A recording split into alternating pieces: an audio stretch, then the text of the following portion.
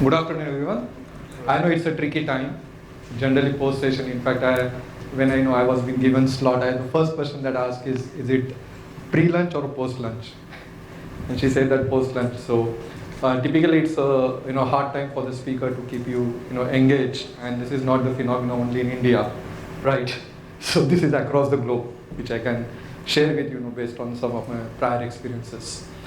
I think a lot of people are coming and talking about customer experiences and then what we should be doing, whether we should use technology, whether you should be using, deep tech, or whether you should be using various forms of, distribution channels.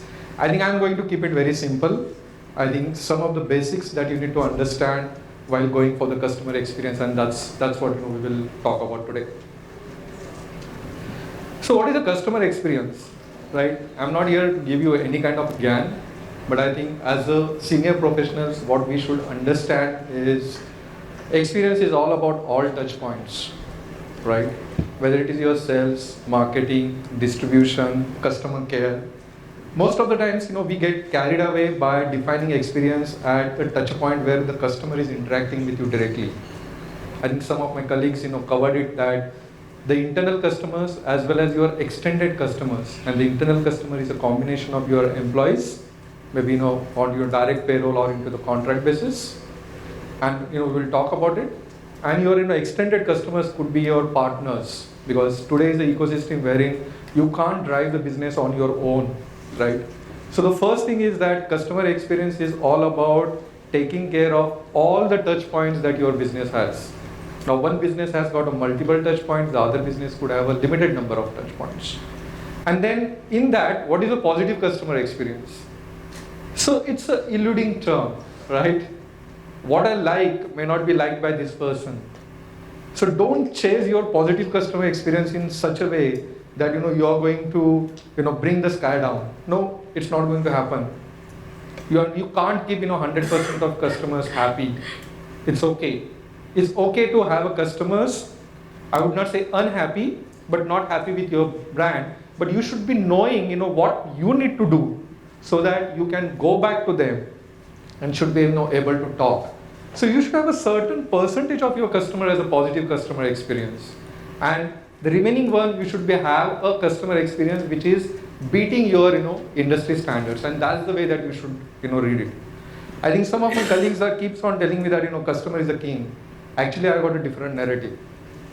I think by and large, the experience is becoming a king, right?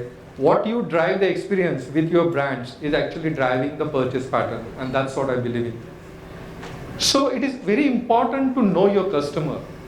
Most of the times, we make a huge mistakes by not understanding your customer, right?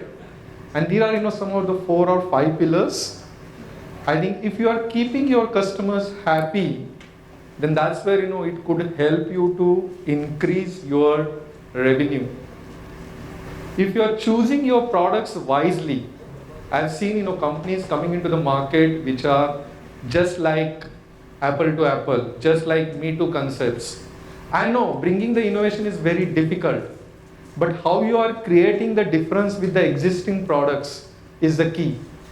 So if you are not creating the products which are meeting the customer need, I think that's where you are going to lose it. Second thing, I think that my previous speaker was talking about the customer loyalty, right? I believe that the customer loyalty programs is not a failure. I think the brand fails to communicate what they want to achieve through those loyalty programs. Even if you are into the platinum, or even if you are to a particular category, what is that drive my usage pattern so that I can go to the next level? And I can give you some of the real life example. I'm with the HDFC Bank, right from the way that 1999, right?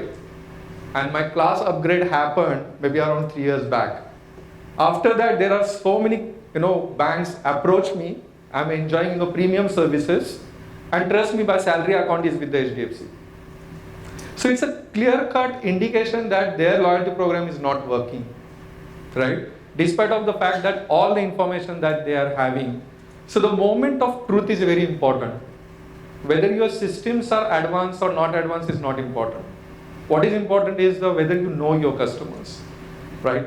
Now let's pick up the enhanced customer experience, how much customization you can do. I don't know how many of you, remember the Jet Airways or Kingfisher, right? When you used to enter, right, they used to give these mints so that, you should not have the kind of a jet lag, right? I think that kind of concept has gone down. You can't actually get it.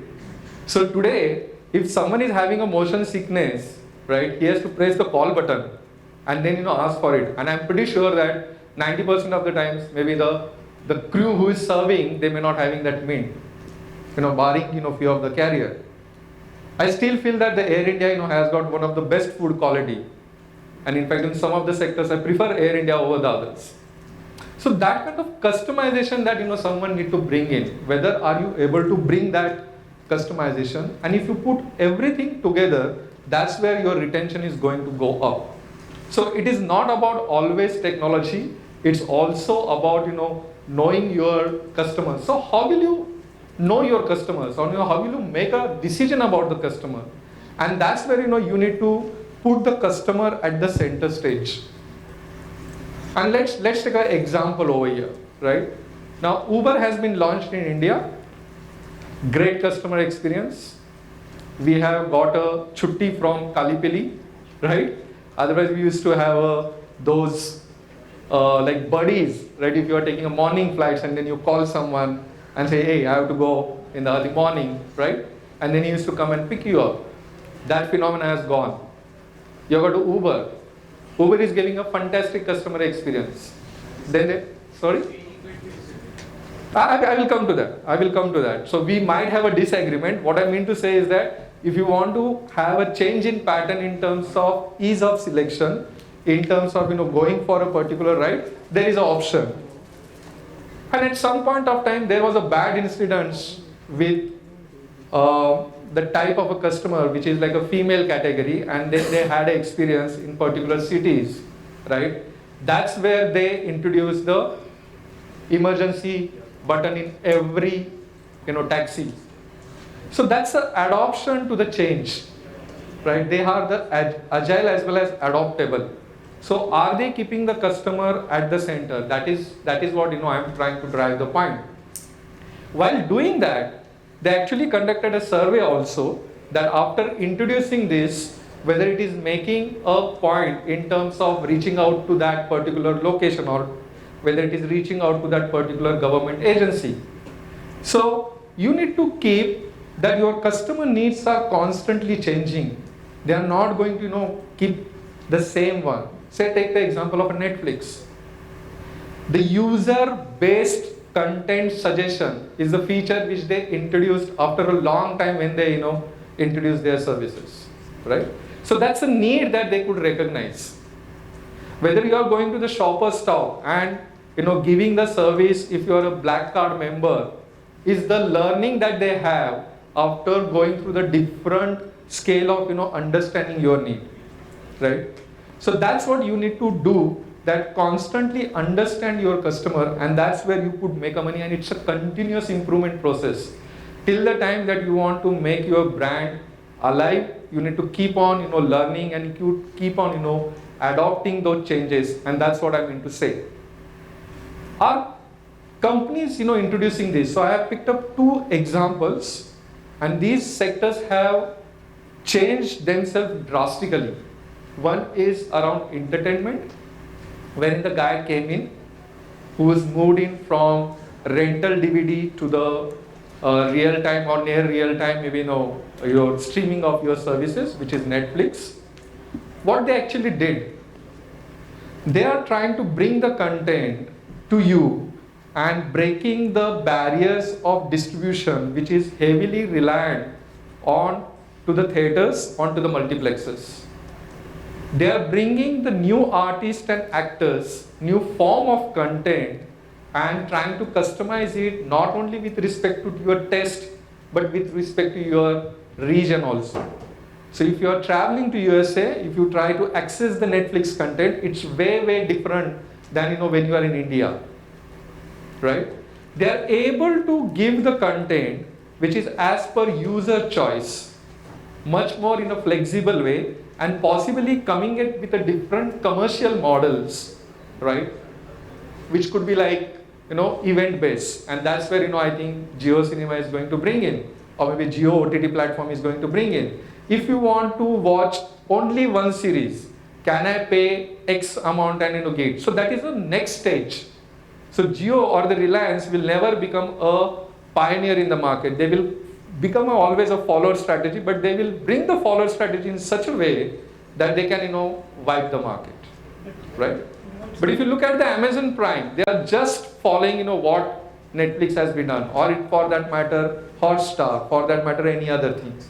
So that doesn't make any difference for them, but the Netflix as a company could bring a lot of difference to the market. Let's take another example, the brand that I talked about, which is HDFC. If you take the banking industry for a long period of time under the pressure of the regulators and how we could, deliver the different services. But then look at today, you can actually sit in a home and open an account through the video, KYC. So that's the change, right? If you are able to see that change, if you are able to grasp that change, and maybe the banks like IndusInd, who started that, they actually started swinging the market in the other way, right? So you need to build a customer-centric organization. And trust me, the moment you start building the customer-centric organization, your marketing and the business growth plans start conducive to your 3 years or 5 years game plan. Otherwise it doesn't. Otherwise you are just a Me Too player. Is it bringing a positive impact? By investing in customer experience, is it bringing the positive impacts? And that's where some of the figures that I would like to show. I just want to mention one here. So customer-centric brands report profits that are higher than those that fail to focus on customer experience, whooping 60%. And trust me, the customer experience does not need to be always on to the technology. Have you thought about the experience when you have a pani puri from a thela which is in your neighborhood? What do you exactly do? He actually builds a pani puri because he knows your taste. You don't need to tell him that, okay, medium spicy, hot, right? With ragda, without ragda. You don't need to tell it because he understands your behavior pattern, right? And that's where he could give that customized solution to you. Same thing is with the vegetable market, right? Now maybe bringing the vegetables online can give you a lot of flexibility, but that high touch or that customization cannot be built, okay, unless and until someone is interacting with you.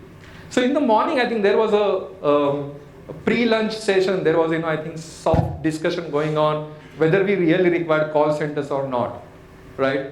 Maybe around, when I used to work with the tech brands, right? I used to give the same pitch. Hey, voice is not needed. Oh, kill the voice. Everything could be done, non-intrusive way of communicating. Boss, that doesn't happen. It doesn't happen that way. You need to have the combination of voice and non-voice.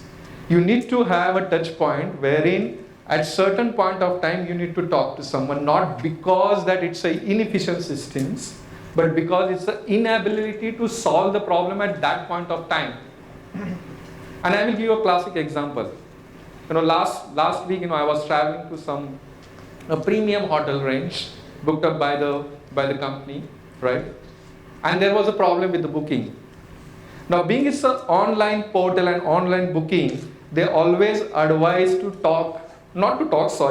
raise a complaint to the bot. I was trying to raise a complaint. And trust me, after 15 or 20 minutes, there was no solution.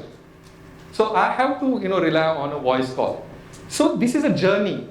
There could be a time wherein we can come and, we'll be sitting in this kind of forum and say that maybe 80% of transactions are going on to the non-voice.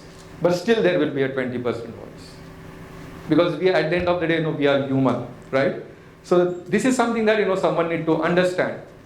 Now, how to measure this customer experience? The most of the pitfalls that people face because they want to attack everything from this slide. They will go and do the NPS, they will go and do the customer effective score, they will try to go and customer churn rate, everything. I think you need to decide what is your top 3, right? So if you as a company, like say banking industry, right, your customer effect score is pretty much important. If I'm going to open up a FD, or am I going to do the mutual fund transaction?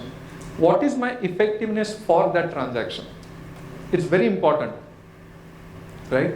But if you're a company with a lot of products, then you should have a customer satisfaction score, right? But now a bank who is trying to chase both, it will not fly. Trust me, it will not fly. Why it will not fly? Because as a saving deposit or as a fixed deposit, my trusted partner could be HDFC, but as a mutual fund investor, right, my trusted partner could be HSBC. I don't know, because they give me a better advice. HDFC doesn't give. So if the HDFC gives the customer satisfaction score to me, I may not rank them for all the products. And that is something that as a marketers that we need to understand this. And most of the times people fail in that, and that's where they make mistakes, right? The last column, online reviews and ratings, I think it's the most dangerous one. Like guys like me will come, spend millions of dollars on marketing, build up the images, right? Bring up the lot of reviews onto the social media.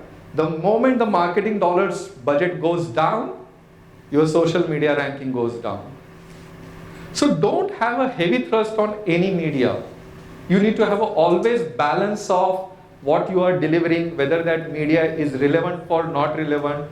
In fact, in some of my association with other brands, we have given always a lesser percentage to the media, because if I'm B2B, what more is going to bring me social media?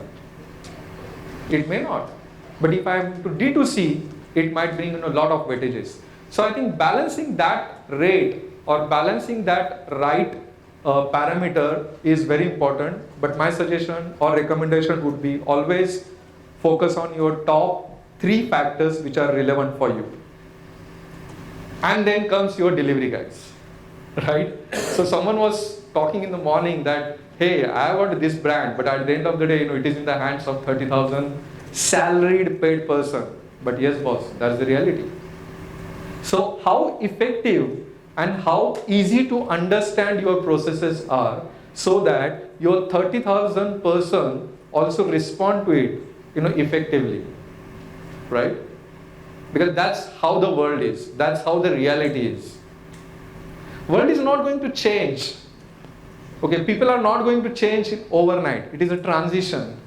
Today there is a chat GPT. Onto the lunch, I was having a very candid discussion with one of my, I think the past, we studied together, and he is my next speaker. Actually, we met almost after 10, 12 years today. So we were talking about the technology. Every second or third year we will have a technology. But whether that technology is enabling your business or not is very important. So the people who are carrying your customer experience, they actually don't need to understand the technology, but they need to be aware about some of this softer skill part of it. So where the technology stops or cannot take the decision based on to the emotions, right? That's where you need to introduce the human element, right? So your CX workforce need to have a continuous grip around these 5 soft skills. And the moment you can do that, then you are in a successful. So why American Express call center experience is always better than other credit cards? Because they could do that, right? You check it in any part of the globe. They are able to do it because that's how they are maintaining it. Are they not exposed to the technology? Yes, why not? Right? So you need to keep on focusing on to the CX workforce, because once you have this your workforce sufficiently equipped, that's where you could manage your last leg of customer experience. Because whatever you design in technology or in backend, right? At the end of the day, these are the guys who are going to communicate that to your end user. And I'm using the word end user because your user could be again your partners or could be your actual customers. So I would like to stop here, and maybe I will give a very quick maybe introduction of what my organization is. So we are actually the customer experience management company.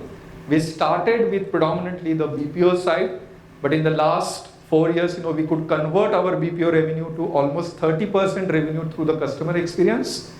Available in 10 countries, 24 locations, and we are holding some of the customers in the premium category. Our services and capabilities are into the different touch points that we could manage our brand, whether it is in terms of the customer acquisition, whether it is in terms of customer support, and we give the combination of human plus technology solution. And that's where our tagline is that power of human connect. And at present, we are focusing on to these top 6 sectors, and these are some of the service portfolios that we are managing it. Now, with this note, I will take a pause. Any questions? It's open.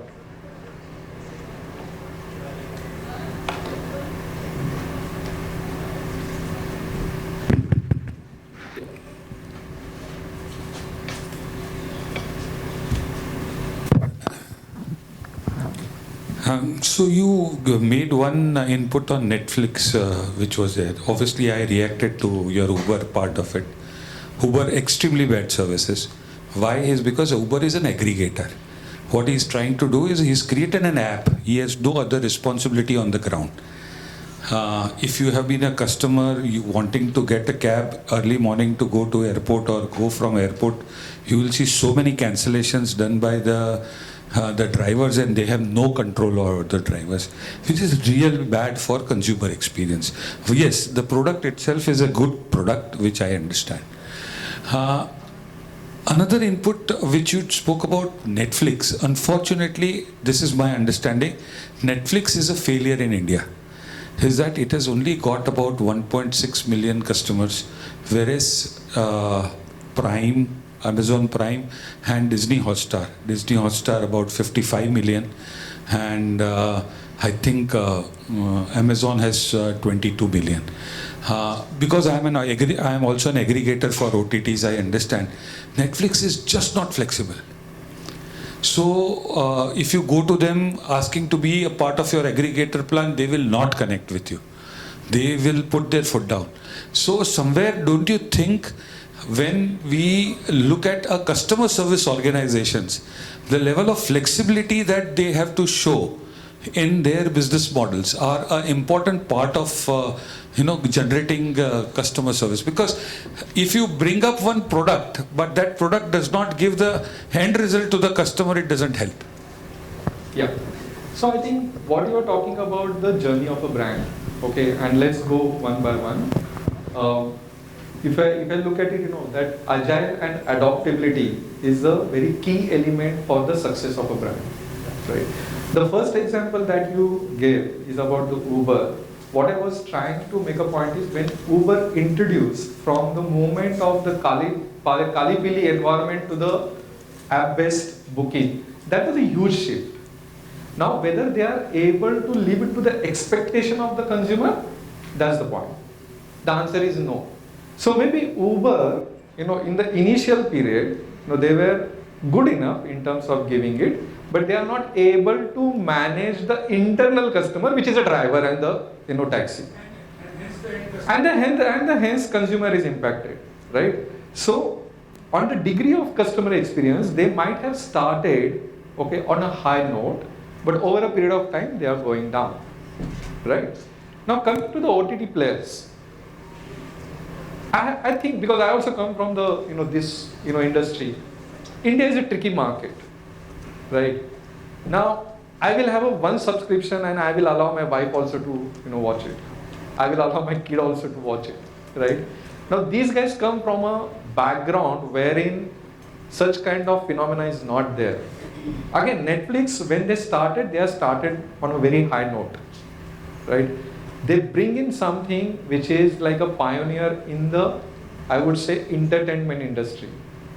Whether they are able to live to that expectation, the answer is no, right? And hence, once a content producer or once the content creator, they are not happy with that particular aggregator, they are moving on, or they are creating. And come on, we are 1.2 billion population industry. Sorry, the country. Even the T Balaji also have few million subscribers, right? Because the Netflix class, and that's where the segmentation will come into picture, is not necessarily the T Balaji, right? So that's the evaluation process, right? And that's where I keep on telling that. So I will give you one classical example. When I was in Reliance, okay, we are the one who got WebEx into India. WebEx as a conferencing platform, we are the one who got WebEx into India. At that point of time, going to a customer and convincing him, hey, please don't travel, and here is the conferencing feature available or the facility available, use it, it was a Herculean task. Because it was way ahead of the industry. It is way ahead the consumption and the behavior pattern of the users, right? Cut to, right, in 2000 plus, people are more preferring towards virtual meetings than the in-person meetings. So you don't need to sell the products like WebEx. It is more about the comparison between the WebEx versus something else. I think we need to understand this. And when we push things to the market, we need to really make it a point whether it is going to survive, if it is going to survive, to what level it could survive. And if that merit or that meat is not in the product, I think as a product owner, that he has to take that call. That I may be able to launch it, but I may not able to survive it beyond a point, right? So I will rest my case there. Hope I'm able to address your question. Anyone else? Shoot. You mentioned NPS as one of the measures of customer experience. Mm-hmm.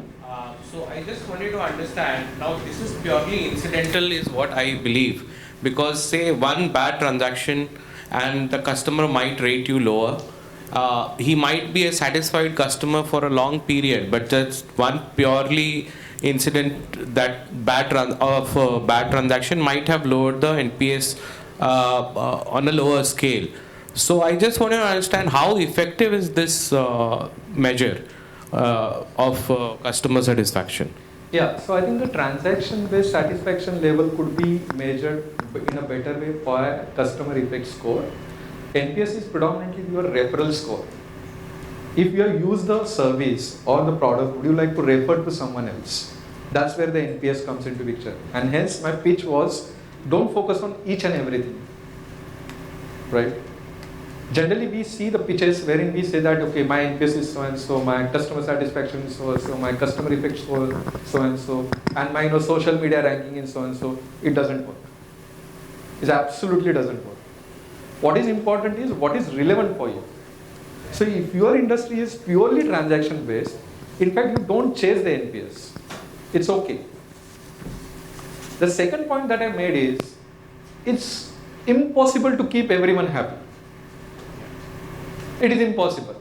And with hypersensitive, low patient world like today's days, right, it is next to impossible. Right? So don't make your marketing decision just because, right, you are scoring low on a certain quarter or on a certain month. As long as you are maintaining your basic principles, which I explained, if they are on a track, give some time. Because these are the tentative or short time measures which could come back again. That's what I mean to say. Thank you. Yeah.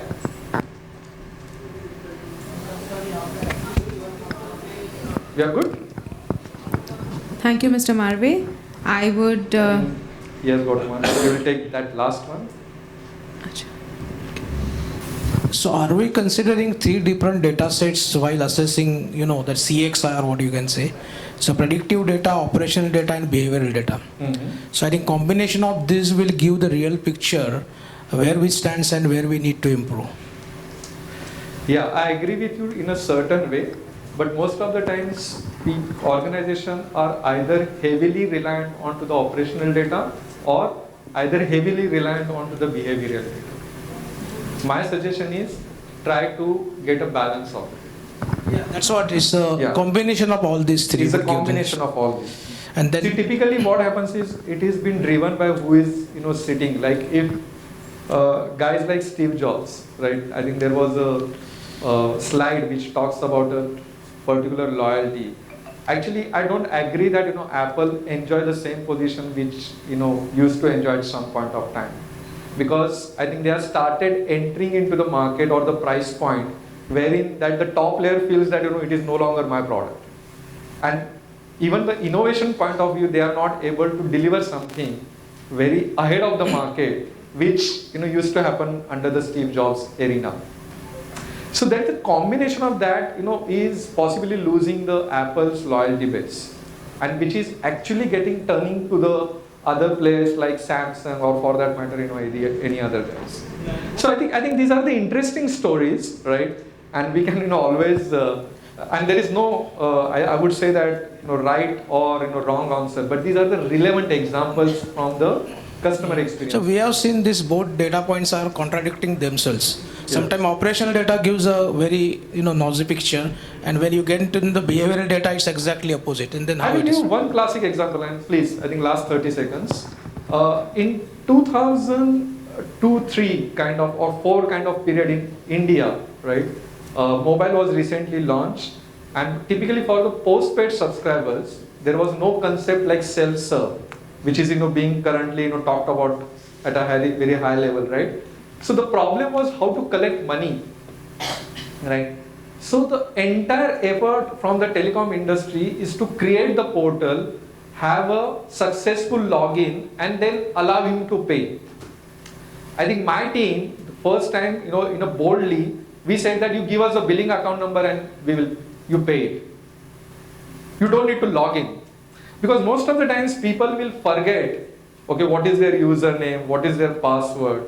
Instead of that, on your login page itself, if you give what is your billing account number, or what is your subscription number, and what is your billing amount, period. So that's a change from the complexity of managing the account to the operational problem of how to collect the payment. And look at it today, world, most of the online subscription services, they don't ask you to log in. You just go, put your subscription number, the system will throw the balance amount, you pay it. That's the point that I was trying to make. Yeah? Thank you very much. Thank you leaving me well in time.